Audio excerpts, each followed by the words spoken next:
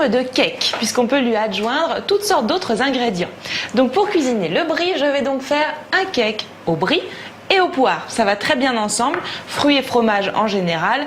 Première étape de cette recette, je vais commencer la pâte à cake, un appareil très classique avec 3 œufs entiers. Ça c'est très gros œufs. Alors pour le moment, je commence vraiment par l'appareil de base pour la réalisation de tout cake, salé ou sucré d'ailleurs. Je bats les œufs en omelette. Il vaut toujours mieux le faire avant d'ajouter la farine pour que blanc et jaune soient bien amalgamés. Et la farine, justement, j'y viens avant de l'ajouter petit à petit dans le mélange des œufs. Je lui ajoute un petit peu de levure chimique. Il vaut toujours mieux ajouter la levure à la farine avant de la mettre dans une pâte à gâteau, qu'il soit salé ou sucré. Je commence à ajouter la farine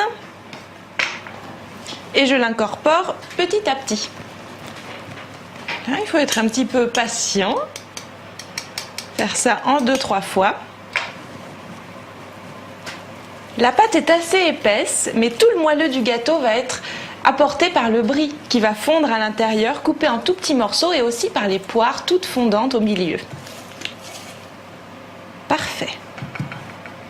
Alors niveau matière grasse, je vais avoir la main légère, d'abord parce que le fromage va apporter son gras au cake. J'utilise donc de l'huile de noix. Une bonne cuillerée à soupe, je mélange à nouveau. Ça sent tout de suite très bon. Là, j'ai une très belle pâte qui ne demande plus maintenant qu'à être accessoirisée avec le brie et les poires. Alors, je vais commencer par les poires. Je choisis des poires plutôt petites. Il ne faut pas que ça l'emporte. Ça ne doit pas devenir un gâteau sucré pour autant. Donc, j'épluche les poires.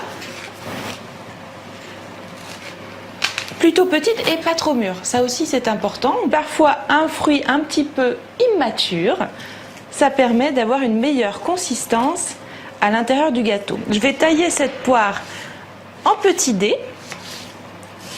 Voilà, moi je fais des dés assez gros pour qu'on retrouve cette consistance dans le cake une fois cuit.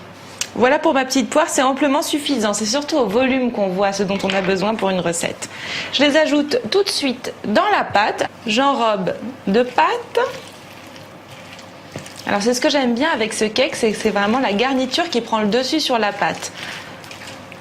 Passons maintenant justement à l'ingrédient principal, le brie. Je vais m'en taper une bonne tranche. Hop.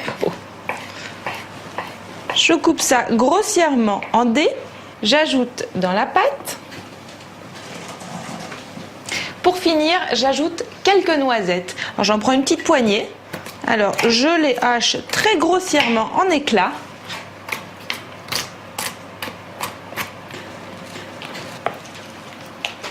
Je mélange tout ça et je vais ajouter le dernier ingrédient qui va permettre de lisser un peu la préparation quand même, c'est du lait. Voilà. Et je n'ai plus maintenant qu'à verser cette jolie pâte bien parfumée au brie dans un moule à cake. Un moule à cake beurré et fariné. Je verse la préparation avec les pépites de brie, de poire et de noisettes. Je peux maintenant enfourner dans le four qui est préchauffé à 180 degrés pendant une quarantaine de minutes à peu près. Pendant ce temps, je vous laisse regarder le récapitulatif des ingrédients.